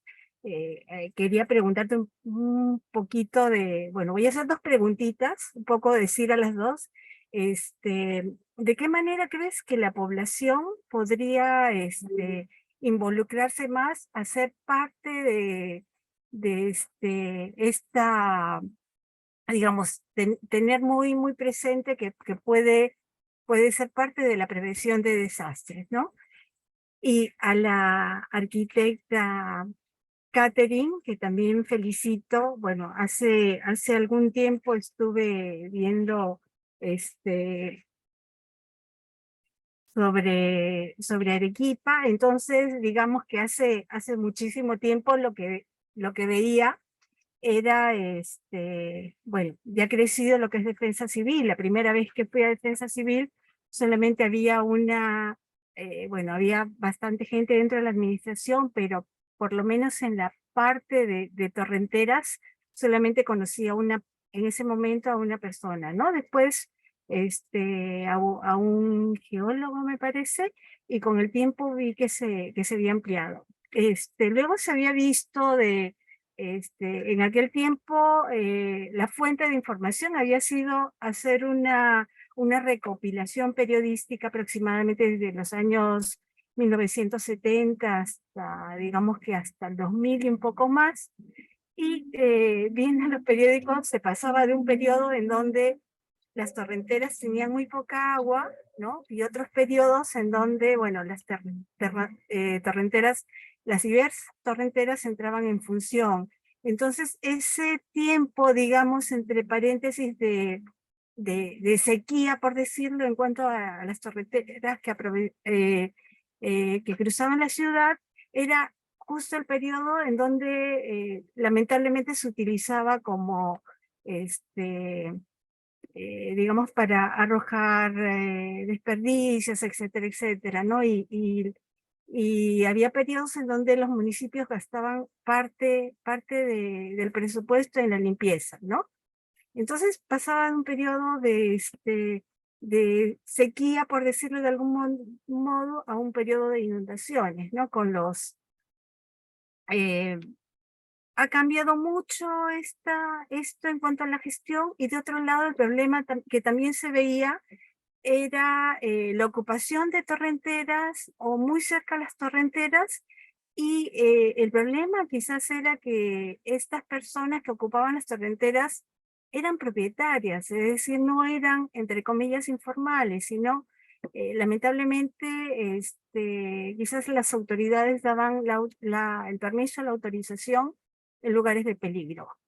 ¿Qué tanto ha cambiado la situación respecto a aquellos tiempos? Bueno, sé que en cuanto hay instituciones, está INDECI, está INGEMED, está IGP, incluso que están haciendo un gran trabajo sobre los riesgos, las amenazas en la región. Pero, ¿qué tanto ha cambiado en cuanto a la actitud de las autoridades, el asentamiento de las personas, etcétera, ¿no? Gracias.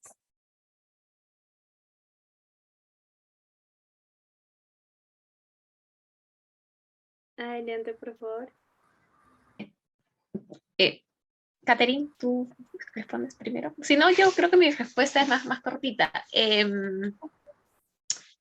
Sí, a ver, actualmente algo en lo que se enfatiza mucho en la gestión de riesgo de desastres, no solamente desde los gobiernos locales, digamos, desde el Estado, sino también desde lo que viene motivándose desde la sociedad civil, es justamente la participación de la población, ¿no? Cómo se le involucra, cómo se le sensibiliza sobre el problema y, y entienden que el trabajo comienza con ellos mismos, ¿no? Que la primera acción parte de ellos. Entonces, es verdad que mucha de la sensibilización y el trabajo con la población, y tal vez lo que todos tenemos más fresco es el tema relacionado a la preparación y respuesta a emergencias, ¿no? Entonces, está la mochila de emergencias, los simulacros, etcétera.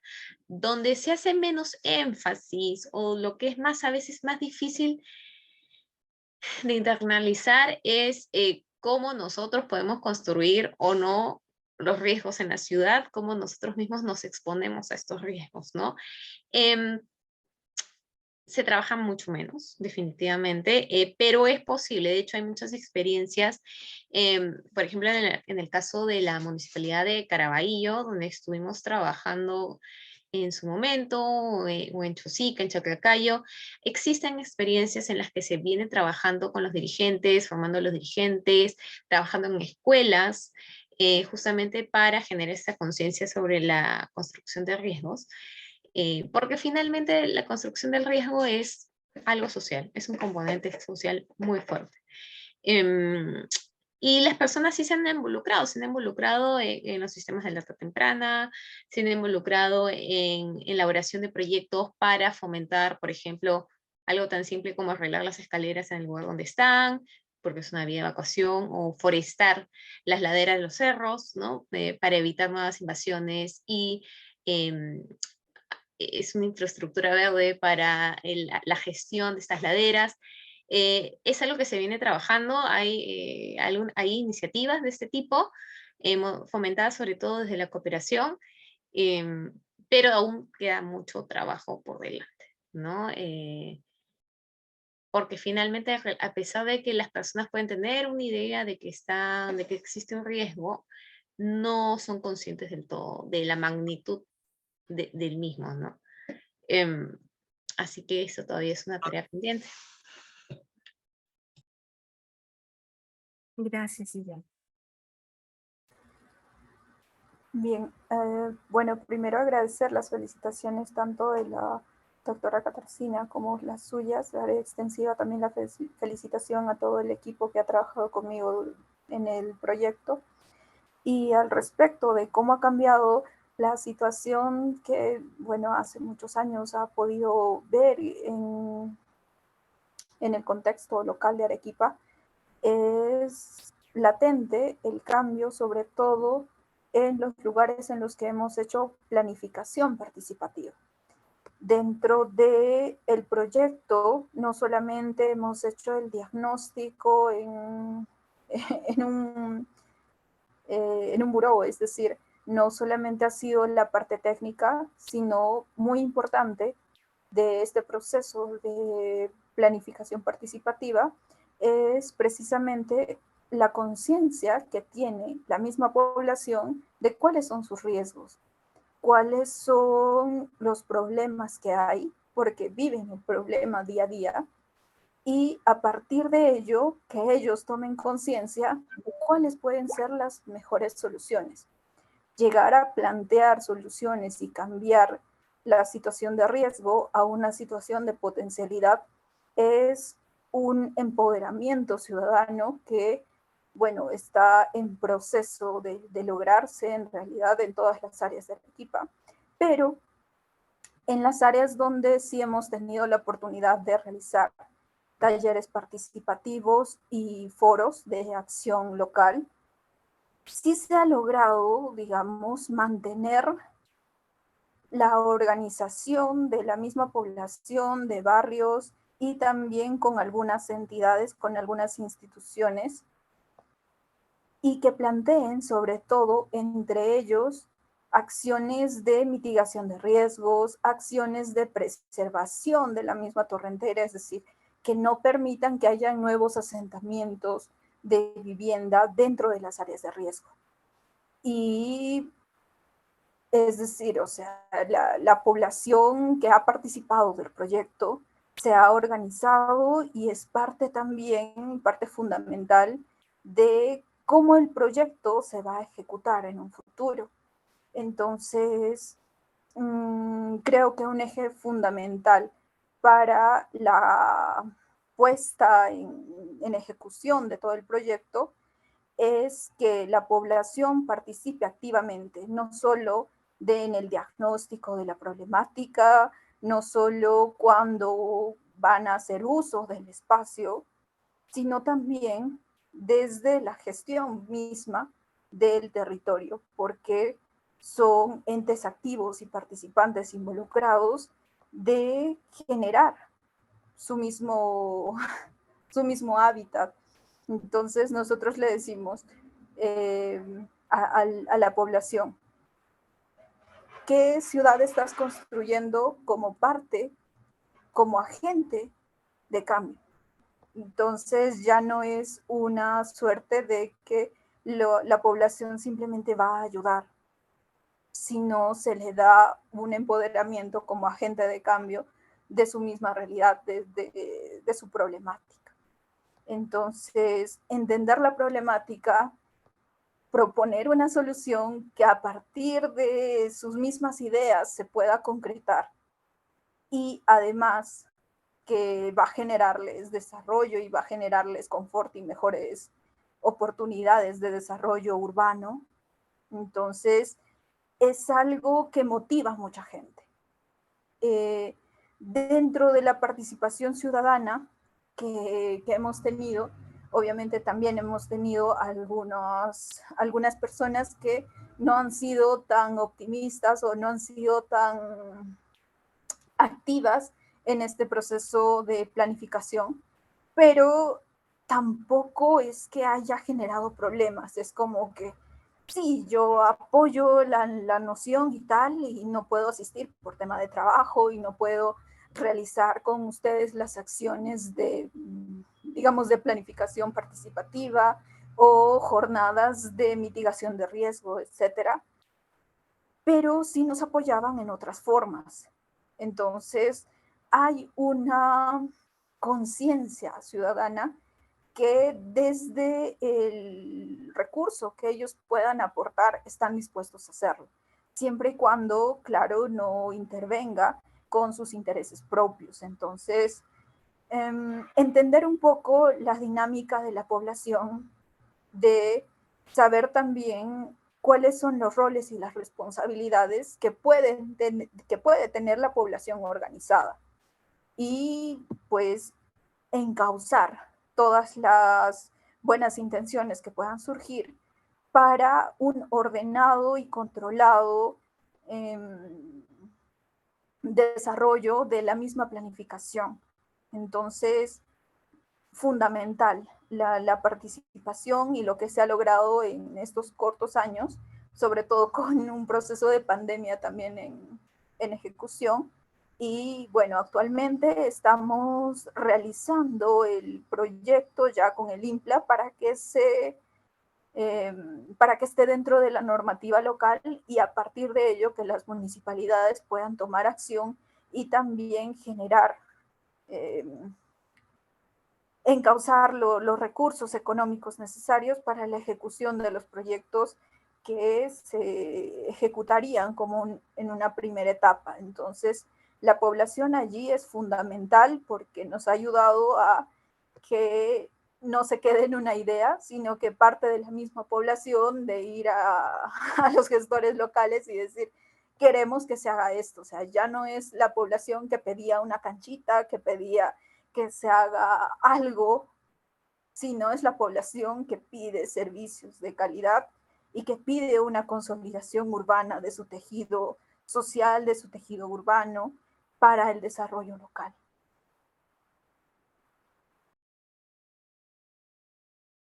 Muchísimas gracias, arquitecta Caterina Ango, por su respuesta. Bueno, con esto vamos dando paso al cierre de este evento, del evento del día de hoy. Agradecemos a ambas participantes, tanto a la geógrafa Yari Aguilar como a la arquitecta Caterina Ango, por acompañarnos el día de hoy, haber puesto en esa plataforma ese tema tan importante. Igual hacer extensiva la invitación para el siguiente martes geográfico y también que nos sigan acompañando en las redes sociales. Bueno, con nosotros será hasta un próximo martes geográfico. Muchas gracias y gracias por acompañarnos el día de hoy. Un abrazo a todos. Muchas gracias. Hasta pronto. Gracias. Gracias. Hasta el próximo martes. Muchísimas